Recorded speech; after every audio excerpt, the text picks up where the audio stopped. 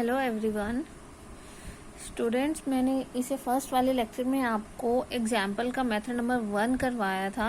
अब मैं इस वीडियो में आपको एग्जाम्पल नंबर 1.13 का मेथड नंबर 2 स्टार्ट करवा रही हूँ। देखो, मेथड नंबर 2 में हमें क्या करना है। बेसिकली हम देखो अपनी सारी वैल्यूज टेबल में फाइंड आउट कर चुके हैं, ठीक है। तो मेथड नंबर 2 में हमने जस्ट सिंपली क्या करना है, हमने जो यहाँ पर अपना कंट्रोल चार्ट ड्रॉ करना है। तो हम यहाँ पर क्या कर रहे हैं, अपने कंट्रोल चार्ट में we set up 2 set of control chart. हम यहाँ पे 2 सेट ऑफ कंट्रोल लिमिट्स कर रहे हैं।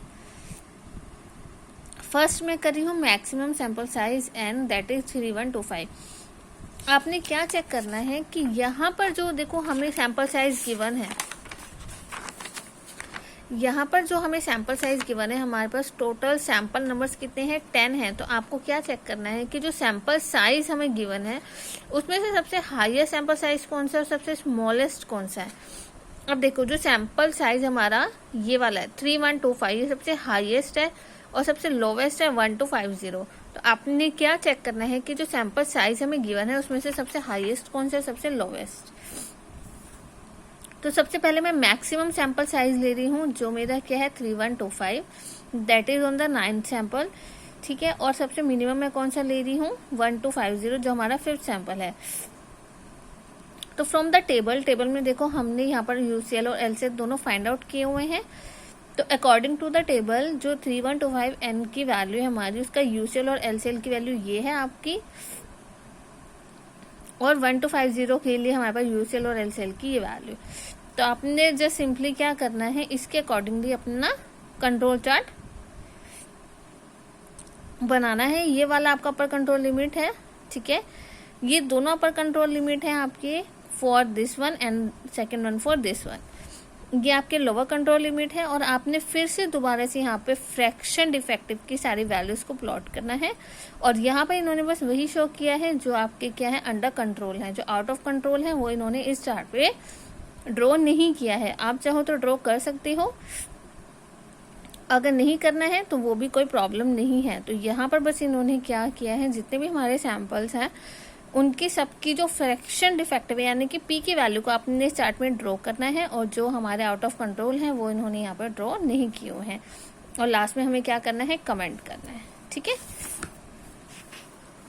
नेक्स्ट आता है आपका मेथड नंबर 3। मेथड नंबर 3 में देखो मैंने आपको एक जेड का फॉर्मूला बताया था, that is your we standardise static p by the formula. तो हमने जेड का फॉर्मूला बताया था। आपको जो सिंपली क्या करना है, इसकी वैल्यू निकालनी है, ठीक है। जिसमें मैंने आपको यूसीएल, एलसीएल और सीएल की वैल्यू बता रखी थी कि इसमें हमारे पास तीनों ही क्या होते हैं, कांस्टेंट होते हैं। फिर अगेन मैंने क्या किया, यहाँ पे जेड की वैल्यू को फाइंड आउट करने के लिए एक टेबल ड्रॉ किया है, जिसमें फर्स्ट कॉलम है आपका पी की वैल्यू। पी की वैल्यू ऑलरेडी आप पहले टेबल में फाइंड आउट कर चुके हो। आप डायरेक्टली वहां से पी की वैल्यू को यहाँ पर लिखोगे। आफ्टर दिस आपको क्या फाइंड करना है, पी माइनस पी बार, ठीक है ना।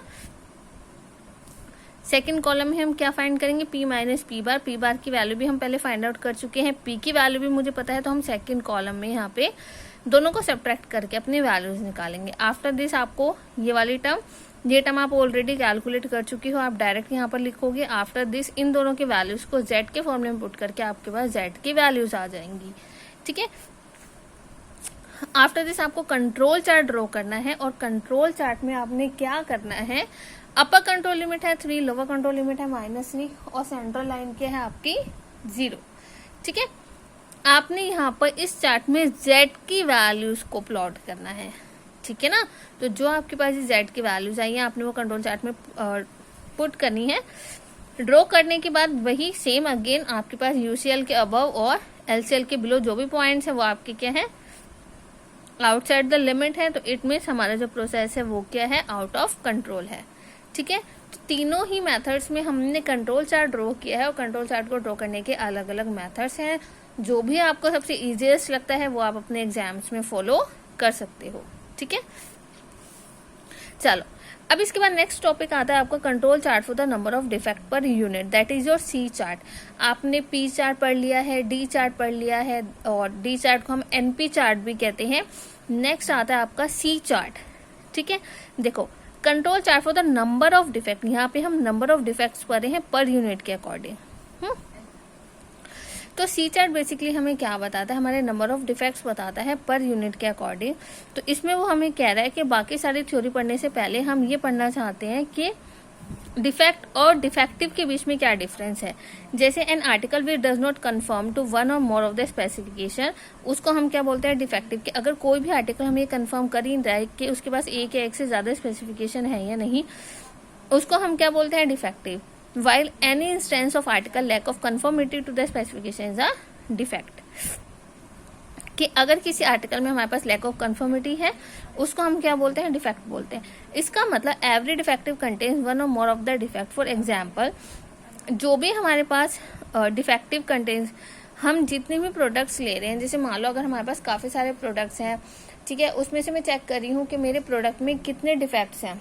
जरूरी तो नहीं है ना कि एक ही हो, एक से ज्यादा भी हो सकते हैं। तो अगर किसी में मेरे पास एक से ज्यादा आते हैं तो वो हमारे क्या होते हैं, डिफेक्टिव आइटम्स होते हैं। और अगर किसी में हमारे पास कुछ सिलेक्टेड ही है तो that is your defects. So unlike D और NP chart applies to the number of defect in a sample. जैसे हमने डी चार्ट अभी पढ़ा है, उसमें हमारे नंबर ऑफ डिफेक्ट्स होते हैं। Now c chart applies to the number of defects per unit. तो इसमें हम नंबर ऑफ डिफेक्ट्स पढ़ते हैं पर यूनिट के according. So the sample size for the C chart में be single unit like a radio. इसमें हम कोई सिंगल यूनिट भी ले सकते हैं, जैसे लाइक अ रेडियो, या ग्रुप ऑफ यूनिट भी ले सकते हैं। और इट में be a unit of fix time, length, area etcetera. तो इसमें हमारे पास जो यूनिट होंगी उसमें फिक्स टाइम या लेंथ या एरिया कुछ भी हो सकता है, ठीक है। जैसे फॉर एग्जाम्पल मान लीजिए हमें दिया हुआ है केस ऑफ सरफेस डिफेक्ट, ठीक है, या फिर area of surface the sample size. जैसे अगर मैं ले रही हूँ सरफेस डिफेक्ट के लिए ले रही हूँ, तो हमारे पास उसकी यूनिट क्या हो सकती है, एरिया ऑफ द सरफेस। जो सैंपल साइज होगा वो हमारा क्या होगा, एरिया ऑफ सरफेस होगा।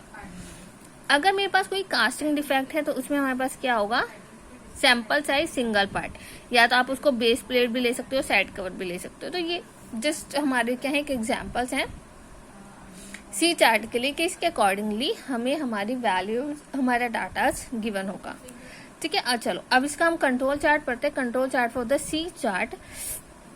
देखो सी चार्ट में हमारे पास बेसिकली क्या है, इन मैनी मैन्युफैक्चरिंग और inspection situation the sample size and that is the area of opportunity is very large. काफी सारे इंस्पेक्शन के बाद हमारा जो सैंपल साइज एन होता है, उससे हमें क्या पता चला है कि जो हमारा एरिया ऑफ अपॉर्चुनिटी है वो हमारा बहुत ज्यादा है। It means the opportunity for defect to occurs are numerous, so the probability P of the occurrence of a defect in any one spot is very small।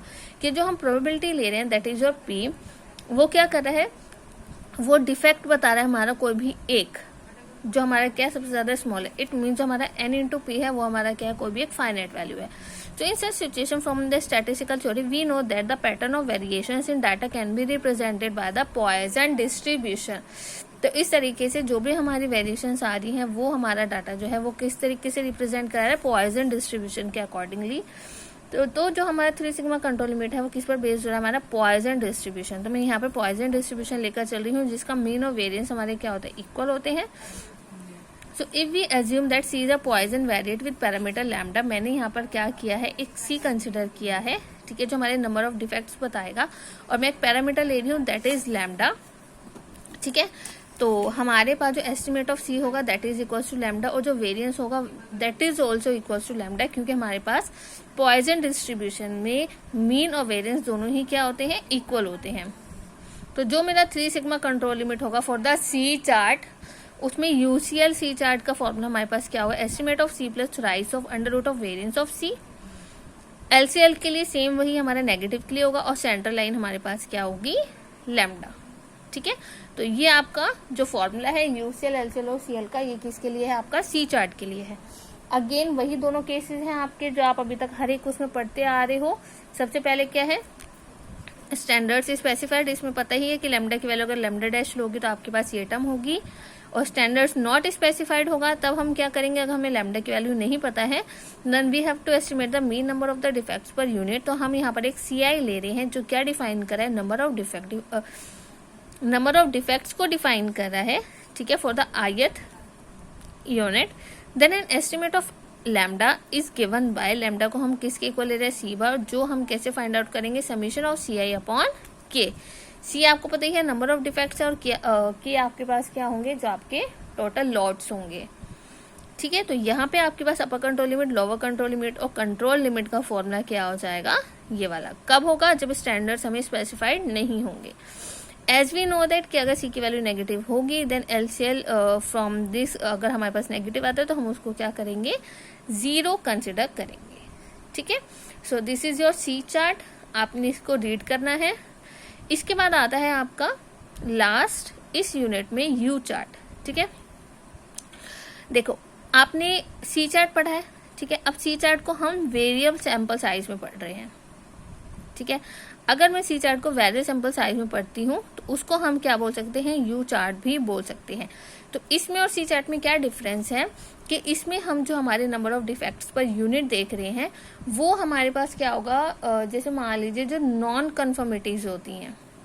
ठीक है, कि अगर मैं कोई भी प्रोडक्ट बना रही हूँ उस प्रोडक्ट में जो डिफेक्ट्स हैं कितनी आ रही हैं या नॉन कन्फर्मिटीज कितनी आ रही हैं वो हम यू चार्ट में पढ़ते हैं। जैसे देखो in this case instead of plotting C हम एक स्टैटिस्टिक ले रहे हैं, दैट इज यू मैंने ले लिया है, जो हमारा किसके इक्वल है, C by N. So N being the sample size which is varying, जो हमारा वेरी करेगा, जो एन हमारा वेरी करेगा। So if N I is the sample size and C I is the total number of defect then U I equals to C I upon N I, जो हमें क्या देगा, एक एवरेज नंबर ऑफ डिफेक्ट देगा पर unit के according.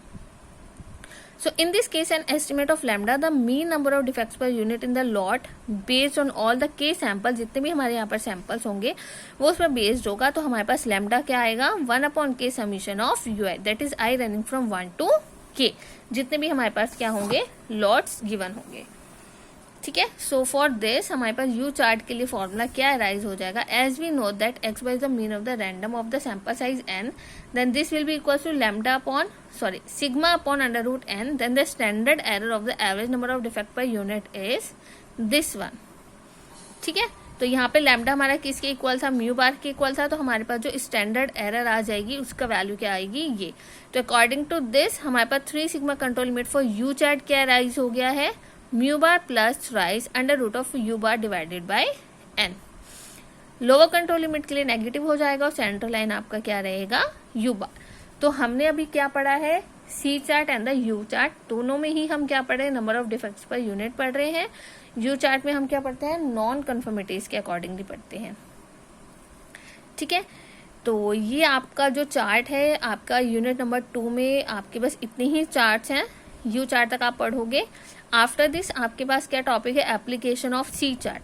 देखो application of C chart में आपके पास टोटल 8 पॉइंट्स हैं। ये 8 पॉइंट्स मैं आपको रीड करके नहीं बताऊंगी, मैं बस आपको एक ओवरव्यू बता रही हूँ कि सी चार्ट में बेसिकली हम क्या पढ़ रहे हैं, टाइप्स ऑफ डिफेक्ट्स पढ़ रहे हैं। ठीक है ना, किस तरह के डिफेक्ट्स हो सकते हैं या नंबर ऑफ डिफेक्ट्स हम देख रहे हैं, तो अलग अलग तरीके के हमारे डिफेक्ट्स आते हैं। जैसे मान लीजिए जो हम सी लेकर चल रहे हैं वो सी क्या हो सकता है, number of imperfections observed in a bale of cloth, यानी कि नंबर ऑफ imperfections हमारा क्या होता है, जैसे कि जो कमियां होती हैं, कमियां लाइक जो खामियां हम देखते हैं ना, कि अगर किसी भी चीज में कुछ कमियां आ रही हैं उसको हम किससे डिनोट करें, सी से डिनोट करें, which observe in a bale of cloth. Cloth, bale of cloth का मतलब क्या हो जाएगा, यानी कि किसी भी चीज में अगर कोई गांठ पड़ जाती है, ठीक है ना, तो वो भी हमारा क्या कोई डिफेक्ट ही है, तो हम उसको किससे डिनोट कर रहे हैं, सी से डिनोट कर रहे हैं। ठीक है, तो आपके यहाँ पे टोटल 8 पॉइंट्स है, इसमें सब में नंबर ऑफ डिफेक्ट्स ही बता रखे हैं कि हमारे क्या क्या डिफेक्ट्स आ सकते हैं, क्या क्या प्रॉब्लम्स हो सकती हैं। तो बस उनके एग्जाम्पल्स के अकॉर्डिंगली ही यहाँ पर 8 पॉइंट्स में आपको बताए हुए हैं डिफेक्ट्स। ठीक है, इजी है, मैं पढ़ के देख चुकी हूँ, आपको इजीली समझ आ जाएंगे, क्योंकि हमें ये तो पता ही होता है ना कि हमारे प्रोडक्ट्स के अकॉर्डिंगली हमें क्या क्या डिफेक्ट्स मिल सकते हैं। तो ये 8 पॉइंट्स स्टूडेंट्स आप लोगों ने रीड करने हैं, ये आप लोगों का वर्क है आज के लिए। अगर कोई भी लाइन, कोई भी वर्ड का मीनिंग नहीं समझ आता है देन यू कैन आस्क। अब देखो मैं आपको एक एग्जाम्पल भी करा रही हूँ इस वीडियो में, जो आपका बेस्ड है सी चार्ट पर, तो बहुत आसान है। एग्जाम्पल नंबर 1.14, देखो, इन welding of seems defect including pin holes, cracks, call tapes etcetera. हमारे पास जो वेल्डिंग और सीम्स है उसमें हम ना कुछ डिफेक्ट्स देख रहे हैं, जैसे कि उसमें पिन होल्स भी हो सकते हैं, क्रैक्स भी हो सकते हैं, कुछ भी हमारा डिफेक्ट हो सकता है. So a record was made of the number of defect found in one seam, each charge is given below. तो हमने यहाँ पर क्या किया, डेट के अकॉर्डिंगली हम हर 1 घंटे के बाद अपने नंबर ऑफ डिफेक्ट्स देख रहे हैं. जैसे कि अगर मैं फर्स्ट को सुबह मॉर्निंग में 8 AM पे चेक कर रही हूँ तो मेरे पास नंबर ऑफ डिफेक्ट कितने आएंगे, 2. 9 AM पे जब मैंने चेक किया नंबर ऑफ डिफेक्ट कितने आए, 4. ऐसे ही 10 AM 11 AM. तो मैं हर 1 घंटे के बाद नंबर ऑफ डिफेक्ट चेक कर रही हूँ. तो मेरे पास ये जो डाटा आया है, ये डाटा किस चीज का आया है, हमारे नंबर ऑफ डिफेक्ट्स का आया है हर 1 घंटे के बाद. वही सेम चीज मैंने नेक्स्ट डे रिपीट की, देन थर्ड डे मैंने रिपीट की. तो हमारे पास यहाँ पे जो पर्टिकुलर डाटा है वो 3 डेज का है 1 आवर के गैप में. ठीक है, तो हमने इन सारे डाटा के अकॉर्डिंगली क्या करना है, अपना कंट्रोल चार्ट ड्रॉ करना है, नंबर ऑफ डिफेक्ट कितने आ रहे हैं, और फिर लास्ट में हमने क्या करना है, उस पर कमेंट करना है. ठीक है, तो अब देखो यहाँ पे हमें फर्स्ट का डाटा कितना दिया है, 1 2 3 4 5 6 7 8, यानी कि पर डे के अकॉर्डिंगली इन्होंने हमें 8 डाटा गिवन है. तो टोटल 3 डेज के लिए हमारे पास कितना डाटा हो गया, 24. तो मेरे पास यहाँ पर के की वैल्यू कितनी हो जाएगी, 24.